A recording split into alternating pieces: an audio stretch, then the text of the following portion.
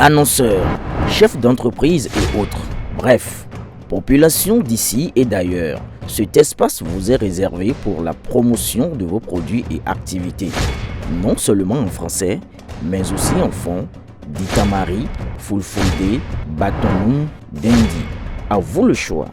Pour en savoir plus, veuillez nous contacter au numéro suivant 97 64 79 91 ou 97 17 51 35.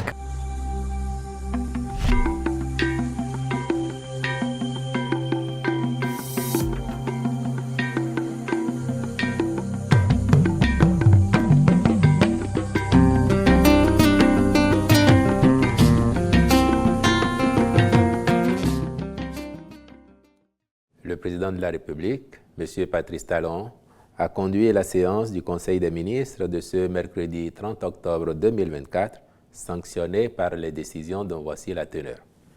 S'agissant des mesures normatives, création du Centre national des produits biologiques à usage vétérinaire. Les principales maladies auxquelles sont sujets les animaux d'élevage ont une incidence économique réelle sur la production et constituent une limite à leur développement.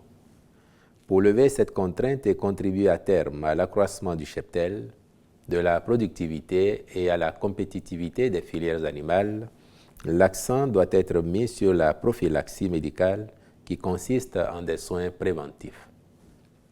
Elle suppose la disponibilité en quantité, en qualité et en temps réel des vaccins à l'échelle nationale.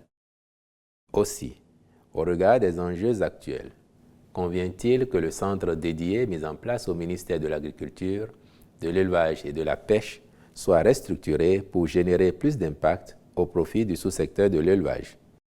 C'est pourquoi le Conseil a décidé de l'ériger en établissement public dont les statuts sont, par la même occasion, approuvés.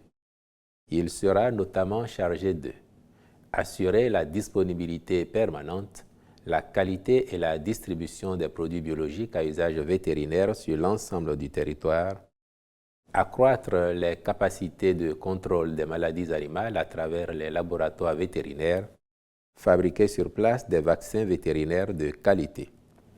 Les ministres concernés prendront les dispositions nécessaires à son opérationnalisation. Comme autres mesures normatives, ont été adoptés les décrets portant création et approbation des statuts du Centre d'assistance psychiatrique et d'accompagnement des personnes en situation de mendicité, puis de la Société de productions audiovisuelles SOPA SA. Au chapitre des communications, en point 1, indemnisation des personnes affectées par le projet de construction du quartier culturel et créatif de Cotonou, de sa base logistique et autres bâtiments connexes.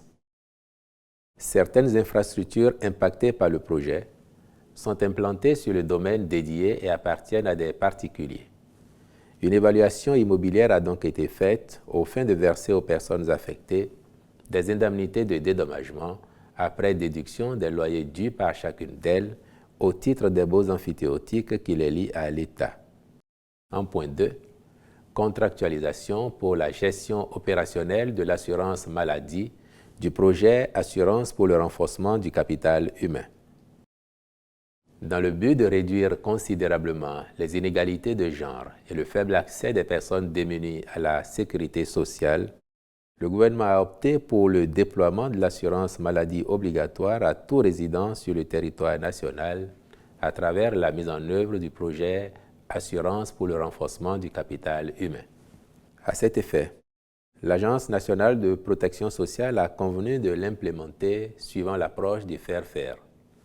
Les diligences entreprises à cette fin ont permis de retenir une structure expérimentée, faisant ses preuves sur le continent, offrant une couverture fonctionnelle complète qui inclut la gestion des adhésions et des sinistres, l'émission des factures, le tout en tenant compte des besoins spécifiques de l'agence, du niveau de connectivité des formations sanitaires béninoises et s'engageant pour la digitalisation complète du processus de prise en charge des dits sinistres. Le Conseil a marqué son accord pour la signature d'un contrat avec cette structure qui devra, dans un délai de 6 mois, s'installer et procéder au lancement de ses activités. En point 3, mission de contrôle technique dans le cadre du projet de construction de Semesiti dans la commune de Ouida, phase 1. Pour rappel, le dit projet vise à promouvoir le développement d'une économie du savoir et de l'innovation, pourvoyeuse d'emplois et de richesses, offrant un cadre favorable et attractif pour plusieurs types de partenaires. Ceux-ci comprennent les écoles et universités, les laboratoires et centres de recherche, les incubateurs d'entreprises innovantes, de même que des communautés d'étudiants, de chercheurs, d'enseignants, de professionnels, d'entrepreneurs et d'investisseurs aussi bien béninois qu'étrangers. En vue du démarrage imminent des travaux de construction, il est fortement recommandé de recourir à un bureau de contrôle technique dès la phase d'avant-projet détaillé afin de s'assurer du respect des normes de construction et de sécurité des personnes dans les bâtiments recevant du public.